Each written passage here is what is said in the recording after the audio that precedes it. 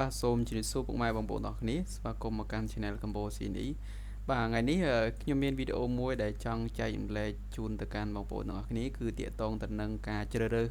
មុំរបស់ដំបូលបាទអញ្ចឹងប្រភេទដំបូលដែលខ្ញុំលើកយកមកបង្ហាញជូនបងប្អូនទាំងអស់គ្នានៅក្នុងថ្ងៃនេះគឺទាក់ទងប្រភេទផ្ទះដំបូលទូកណាអញ្ចឹង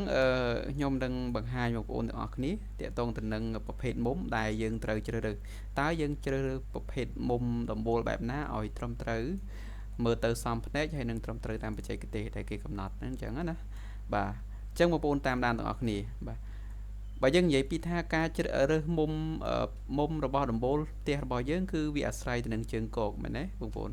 អញ្ចឹងវាអាស្រ័យទៅនឹងជើងគោកអញ្ចឹងបើសិនជើងគោកនេះកាន់តែខ្ពស់ធ្វើឲ្យមុំដំបូលរបស់យើងហ្នឹងគឺកាន់តែចោតមែនអត់មានន័យថាជំរេលបើសិនជាជើងគោករបស់យើងហ្នឹងកាន់តែខ្ពស់អញ្ចឹងធ្វើឲ្យជំរេលដំបូលរបស់យើងហ្នឹងគឺកាន់តែចោតខ្លាំងមែនទេហ្នឹងហើយបើសិនជាជើងគោករបស់យើងទាបខ្លាំងពេកធ្វើឲ្យដំបូលរបស់យើងគឺវារៀងទេខ្លាំងអញ្ចឹងណាអញ្ចឹងតើយើងជ្រើសរើសយ៉ាងម៉េចអញ្ចឹងនៅក្នុងហ្នឹងវាមាន3ណាមាន3ជម្រើសដែលយើងត្រូវជ្រើសរើសតាមប្រភេទដំបូលដែលយើងប្រើណាអញ្ចឹងប្រភេទដំបូលបើសិនជាយើងប្រាក់ដំបូលប្រភេទដំបូលសាំងសីអញ្ចឹងយើងត្រូវធ្វើម៉េចគឺយើងត្រូវយកទៅតឹងផ្ទះនេះណាអញ្ចឹងយើងត្រូវយកទៅតឹងផ្ទះនេះយើងវាស់នេះមកណានេះទៅតឹងផ្ទះនេះគឺមានន័យថាយើងយកទៅតឹងផ្ទះហ្នឹងចែកជាមួយនឹង4ណាអញ្ចឹងបើសិនជាឧទាហរណ៍ថាឥឡូវខ្ញុំឃើញបែបនេះប៉ុន្តែបើសិនជាទៅតឹងផ្ទះយើងឧទាហរណ៍យើង4ម៉ែត្រចុះណាស្រួលណាអញ្ចឹងបើយើងយក4ចែកនឹង4គឺអាហ្នឹងសម្រាប់សាំងសីណាសម្រាប់ដំបូលផ្ទះប្រក់សាំងសីអញ្ចឹងយើងត្រូវយក4ចែកឲ្យ4បើសិនជាផ្ទះហ្នឹង4ម៉ែត្រណាអូខេអញ្ចឹងយើងចែកមើលទៅ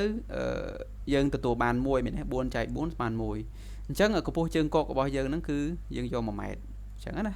បាទប៉ុន្តែចំពោះផ្ទះនេះគឺយើងអាចលើស1ម៉ែត្រដោយសារតែអីគេដោយសារតែប្រវែងនេះវាធំណាតតឹងផ្ទះរបស់យើងគឺធំអូខេអញ្ចឹងសូមបញ្ជាក់ម្ដងទៀតគឺចំពោះដំបូលប្រភេទដំបូលសាំងសីយើងត្រូវយកកម្ពស់ជើងគោករបស់យើងគឺយើងត្រូវយកមកចែកជាមួយនឹង4ណាយកទៅតឹងវាចែកជាមួយនឹង4យើងបានយើងឃើញចម្លើយដែលចម្លើយហ្នឹងគឺជាកម្ពស់ជើងគោកហ្នឹងឯងបាទដែលឡែកចំពោះដំបូល C Pro ណាបើសិនជាប្រភេទដំបូលដែលយើងប្រាក់ C Pro យើងត្រូវយកមកចែកជាមួយនឹង 3.5 ណាអញ្ចឹងយើងត្រូវចែក 3.5 អញ្ចឹងយើងឃើញហើយណាយើងឃើញជាមួយនឹងជើងគោកបាទកម្ពស់ជើងគោករបស់យើងបាទ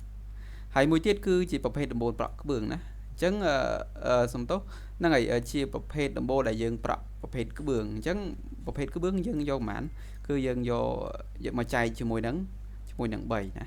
បាទសូមជម្រាបបងប្អូនម្ដងទៀតគឺងាយសាមញ្ញគឺចំពោះប្រភេទសាំងសីគឺយើងយកមកចែកជាមួយនឹង4យើងយកទៅតឹងរបស់ផ្ទះជើងណាចែកជាមួយនឹង4គឺកម្ពស់ជើងគោកហើយចំពោះ C Pro គឺយើងមកចែកនឹង3កន្លះហើយចំពោះក្បឿងយើងមកចែកជាមួយនឹង3ណាបាទអញ្ចឹងត្រឡប់ទៅវិញសួរវិញថាតើហេតុអីបានយើងយកមកចែកអញ្ចឹងហើយមិនបានប្រភេទដំបូលមួយនេះយើងចែកខុសគ្នាណា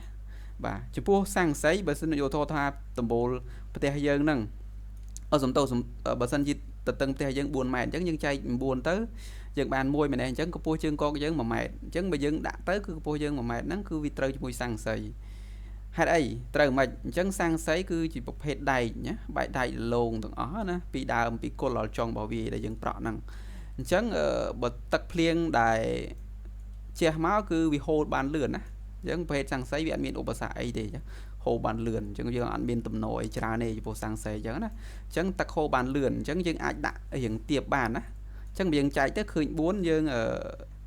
មានន័យថាដំបូលរបស់យើងរៀងទេបន្តិចណាចំពោះសាំងសីតែដែលឡែកចំពោះ C Pro វារៀងងើបឡើងបន្តិចណាដំបូលរបស់យើងរៀងចោតបន្តិចព្រោះយើងចែកតែ3កន្លះទេណាអញ្ចឹងតែចែកតែ 3.5 ទេអញ្ចឹងC Pro វារៀងទឹករៀងហូរលឿនជាងក្បឿងអញ្ចឹងណាប៉ុន្តែនៅតែហូរយឺតជាងសាំងសីអញ្ចឹងបានវារៀងចោតជាងសាំងសីណាអញ្ចឹងមូលហេតុវាគឺអញ្ចឹងហើយដែលឡែកក្បឿងគឺយើងចែកជាមួយនឹង3 ធ្វើឲ្យកម្ពស់ជើងកកយើងកាន់តែខ្ពស់ហើយដំបូលរបស់យើងវាមានជម្រេលចោតកាន់តែចោតអញ្ចឹងណាព្រោះក្បឿងយើងទឹកហូររៀងយឺតហើយដំណវាក៏ច្រើនដែរអញ្ចឹងណាករណីភ្លៀងខ្លាំងខ្យល់ខ្លាំងអញ្ចឹងទៅវាអាចសាចចូលណាវាអាចមានបញ្ហាសើមចូលទៅក្នុងហើយធ្វើឲ្យទឹកជ្រាបចូលហើយប៉ះពីដានអីចឹងទៅវាប៉ះពាល់ដល់ធ្វើឲ្យពីដានពុកឆាប់ពុកអីចឹងទៅណាបាទអញ្ចឹងគឺហ្នឹងហើយគឺជាមូលហេតុដែលបងប្អូនត្រូវពិចារណាត្បិតបងប្អូនស្រឡាញ់ថាដំបូលរៀងទេមិនតិចក៏ពិតមែនប៉ុន្តែអាហ្នឹងគឺជាលក្ខខណ្ឌបច្ចេកទេសដែលគេបានផ្ដល់ឲ្យណាគេបានសិក្សាគឺយើងត្រូវយកប៉ុណ្ណឹងបាទហើយមួយទៀតផងដែរវាត្រូវនឹងលក្ខខណ្ឌអាស្ទិកណាត្រូវកាន់លក្ខខណ្ឌថាបត្យកម្មផងដែរសម្រាប់ស្រុកខ្មែរយើងគឺមើលទៅវាសមរម្យណាបាទហើយខ្ញុំចង់បញ្ជាក់បន្តិចផងដែរនៅពេលដែលបងប្អូនជ្រើសប្រភេទជើងកកឧទាហរណ៍ថាផ្ទះយើងទទឹង4ម៉ែត្រហើយយើងចែកនឹង4ដោយសារដំបូលយើងជាសាំងសីឧទាហរណ៍ណាចែកទៅឃើញ1ម៉ែត្រអញ្ចឹងកម្ពស់ជើងកករបស់យើងកន្លែងនេះបងប្អូនត្រូវចាំថាបងប្អូនទៅចេះលួចណាគិតពីកម្ពស់នេះមកនេះអញ្ចឹង1ម៉ែត្របើចឹងបងប្អូនចាក់1ម៉ែត្រវាខុសបាត់ហើយណា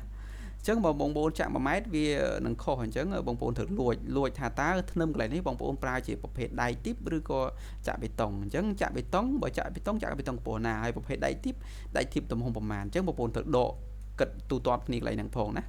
ហ្នឹងគឺជាលក្ខខណ្ឌដែលអាចខុសអញ្ចឹងត្រឡប់មកវិញខ្ញុំចង់និយាយទៀតថាបើសិនជាកំហុសដែលបងប្អូនអាចច្រឡំណាអញ្ចឹងបើសិនជាប្រភេទដំបូលយើងប្រាក់ដំបូលក្បឿងហើយយើងយកជើងកករបស់យើងគឺចែកនឹង4យកទៅតឹងផ្ទះចែកនឹង4អញ្ចឹងហានិភ័យរបស់យើងគឺ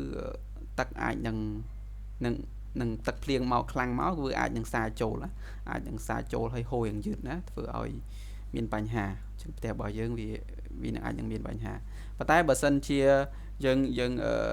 យកប្រភេទរូបមន្តដំបូលក្បឿងហើយយកដៃសាំងសីមកប្រោះអាហ្នឹងវាអត់ចោតជាបញ្ហាវិញទេណាបាទអញ្ចឹងសូមបញ្ជាក់បងប្អូនបងទៀតគឺចំពោះដំបូលសាំងសីយើងប្រើរូបមន្តគឺទទឹងផ្ទះរបស់យើងចែកជាមួយនឹង4ហើយ C Pro ចែកនឹង3កន្លះហើយចំណែកនឹងក្បឿងគឺយើងចែកនឹង3បាទគឺមានតែប៉ុណ្្នឹងឯងចំពោះវីដេអូហ្នឹងខ្ញុំចង់បញ្ជាក់ប្រាប់បងប្អូនទាំងគ្នាសង្ឃឹមថាវានឹងបានជួយជាផ្នែកចំណេះដឹងតូចមួយសម្រាប់បងប្អូនទាំងគ្នាបាទហើយបើសិនជាមានចម្ងល់ឬក៏ឆ្ងល់អីបងប្អូនអាចសួរនៅខាងក្រោមបានហើយខ្ញុំនឹងព្យាយាមឆ្លើយជូនទាំងអស់គ្នាណាបាទសូមអរគុណបងប្អូនទាំងគ្នាដែលបានតាមដានវីដេអូដល់ពីដើមដល់ទីបញ្ចប់ហើយសូមជួយចុច Subscribe នេះមួយផងអរគុណ